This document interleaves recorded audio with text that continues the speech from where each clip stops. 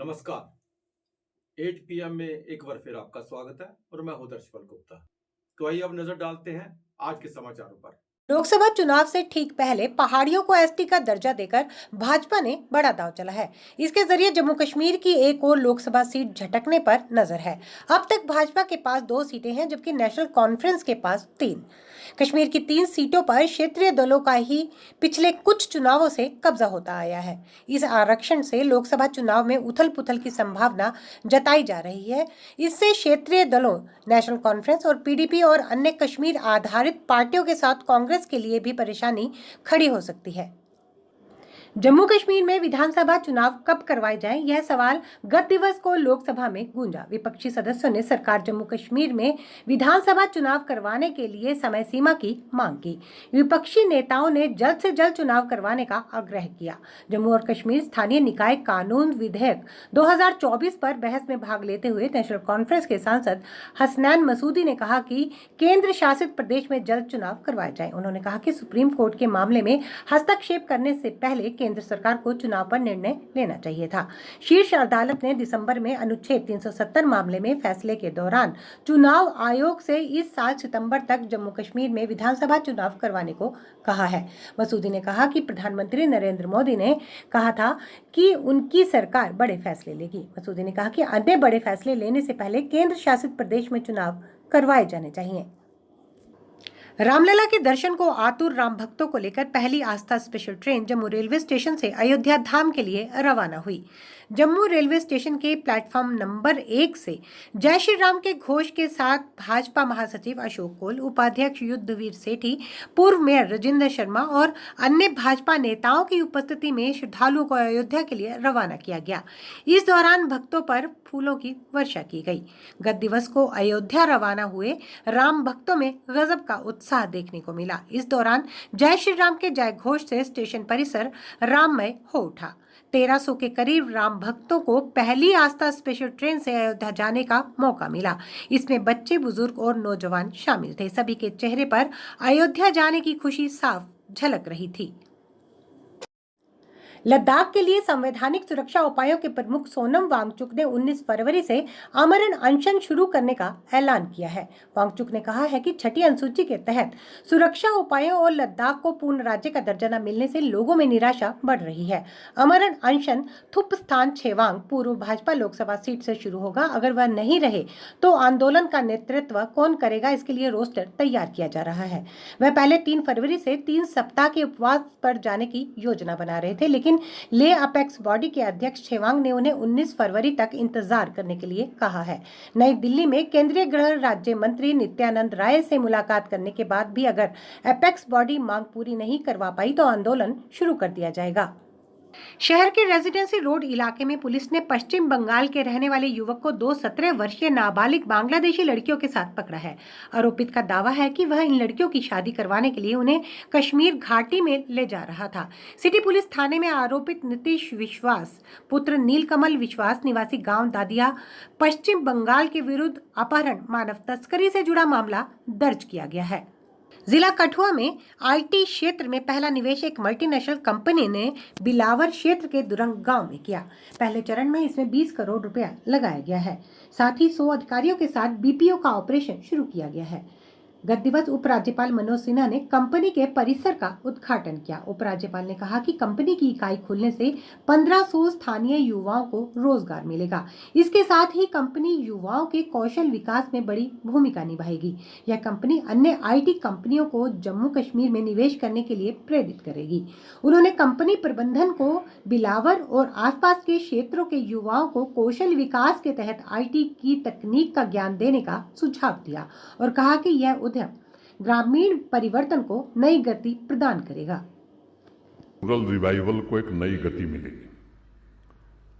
Covid महामारी से पहले श्रीधर वेम्बू ने 2019 में जोहो का परमानेंट ऑफिस सैन फ्रांसिस्को से तमिलनाडु के गांव टेनकासी में शिफ्ट किया और आज गांव में बैठकर ग्लोबल प्रोडक्ट बनाने के संकल्प को उन्होंने साकार किया है। मैं समझता हूं कि जो तमिलनाडु में हुआ उससे बेहतर जम्मू कश्मीर में होने वाला है, इसको संजीव सपोलिया और उनकी टीम ने चरितार्थ किया है। मैं आशा करता हूं कि विलावर का यह वेंचर बॉस्टन के क्लाइंट के लिए काम करेगा। कठुआ और कनेक्टिकट के बीच की दूरी कम किया है इन्होंने, और जो वैश्विक ग्लोबलाइज्ड इकॉनमी है वो इस क्षेत्र के कायाकल्प में योगदान करेगी। IT and IT enabled service sector में जम्मू कश्मीर के लिए और विशेष रूप से कठुआ की लोकल इकॉनमी और यहाँ के आर्थिक परिदृश्य को नया आकार देने के लिए ये बहुत ही सहायक होगा। मैं संजीव जी और उनकी पूरी टीम को बधाई देता हूँ। आईटी सेक्टर में यह इन्वेस्टमेंट जम्मू कश्मीर के इकोनॉमिक ग्रोथ के लिए ड्राइविंग फोर्स साबित होगा तथा कैपेसिटी बिल्डिंग और अन्य इंडस्ट्रीज के डेवलपमेंट के लिए मैं मानता हूं कि एक मोटिवेशनल फैक्टर की तरह काम करेगा। मैं सभी स्टेक होल्डर्स को, विशेष रूप से यहाँ के नौजवानों को फिर से एक बार बधाई देना चाहूँगा।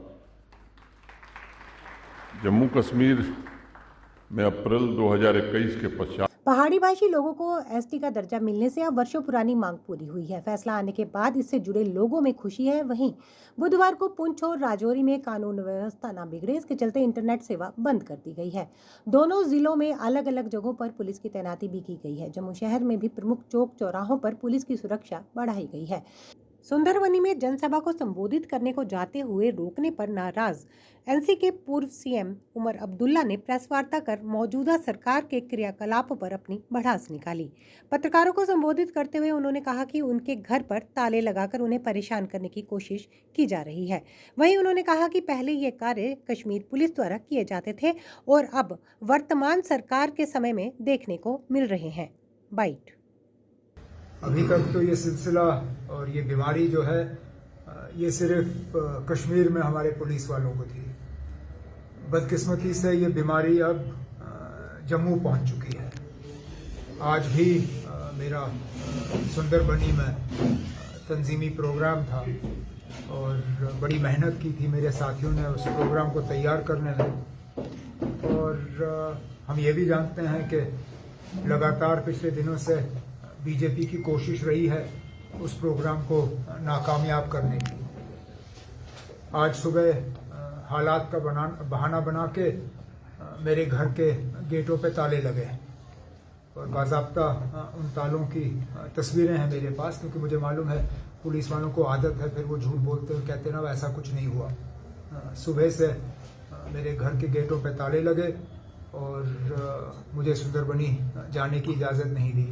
यहाँ तक के दफ्तर आने के लिए भी एसडीपीओ साहब जिस तरह मुजरिम को जो है एस्कॉर्ट करके लिया जाता है, ये पहली बार है कि घर से दफ्तर आने के लिए एसडीपीओ खुद साथ आया, ये देखने के लिए कि कहीं दाएं बाएं गाड़ी मुड़ ना जाए। केंद्र सरकार ने कहा है कि बीते 13 सालों में केसर के उत्पादन में 67% से अधिक गिरावट आई है। हालांकि पिछले वर्ष उत्पादन में 4% की वृद्धि देखी गई है। नेशनल कॉन्फ्रेंस के सांसद हसनैन मसूदी के एक सवाल में कृषि एवं किसान कल्याण मंत्री अर्जुन मुंडा ने यह जानकारी दी। केंद्रीय मंत्री मुंडा ने कहा कि इस बारे में जम्मू कश्मीर के वित्तीय आयुक्त कार्यालय द्वारा उपलब्ध करवाई गई जानकारी के अनुसार जम्मू कश्मीर में केसर का उत्पादन 2010-11 में 8 मीट्रिक टन से घटकर 2023-24 में 2.6 मीट्रिक टन हो गया है। इसके परिणाम स्वरूप इस अवधि में उत्पादन में लगभग 68% की कुल गिरावट आई है। हालांकि पिछले एक साल 2022-23 में 2023-24 के दौरान केसर उत्पादन में 4% की वृद्धि हुई है। स्वच्छ भारत अभियान मात्र नारा बनकर रह गया है। इसका एक उदाहरण डीसी ऑफिस के पीछे रोड के पास देखने को मिल रहा है। पार्क गंदगी से पटे पड़े हैं, जहां बैठना तो दूर चलना तक दूभर हो गया है। आइए जानते हैं पूरी रिपोर्ट हमारे संवाददाता रुपेश राज से। ये देखिए, और उसके साथ साथ ये जो प्रतिमा आप देख रहे हैं, लोक नायक जयप्रकाश नारायण जी की प्रतिमा लगाई गई है ताकि इनके नाम से ये पार्क को बनाया गया है। लेकिन आपको बता दें कि सिर्फ मूर्ति लगाने से पार्क की शोभा नहीं बढ़ती। आपको बता दें कि अगर एक महान आदमी की आपने यहाँ पर मूर्ति लगाई है तो इस पार्क का भी आपको पूरा ध्यान रखना चाहिए ताकि खूबसूरत से बनाया जाए। इसके अंदर लोग आए, लोग देखें कि क्या जो प्रतिमा बनाई गई उसे देखने के लिए लोग आए, लेकिन अंदर आकर देखेंगे क्या? इतनी गंदगी अंदर है पार्क के अंदर, क्या नहीं। आखिरकार मुझे ये समझ नहीं आती उस पर कॉर्पोरेशन कर क्या रही है और उसके बाद जो सफाई कर्मचारी है वो क्या करते हैं अंदर दन। देखिए कोई आदमी तो आएगा, गंदगी तो आपको नजर आएगी, लेकिन उसके बाद साफ सफाई करना भी हमारा कर्तव्य है। हम ये नहीं कहेंगे कि लोगों की जिम्मेवारी नहीं है। जो लोग यहाँ पर आते हैं उनसे भी निवेदन है कि जब भी कोई चीज खाए और गंद जो है, कोई पॉलीथीन है, जहाँ किसी प्रकार का भी कोई चीज अगर आपको फेंकनी है वो उसी जगह पर फेंकिए। यहाँ पर डस्टबिन लगाए गए हैं। उसके साथ एक बार फिर से अंत में आपको दिखाऊंगा कि बड़ी खूबसूरती के साथ ये फाउंटेन बनाया गया है, लेकिन गंदगी इतनी है, पानी सारा। कल फिर आपसे भेंट होगी, तब तक इजाजत दीजिए। नमस्कार।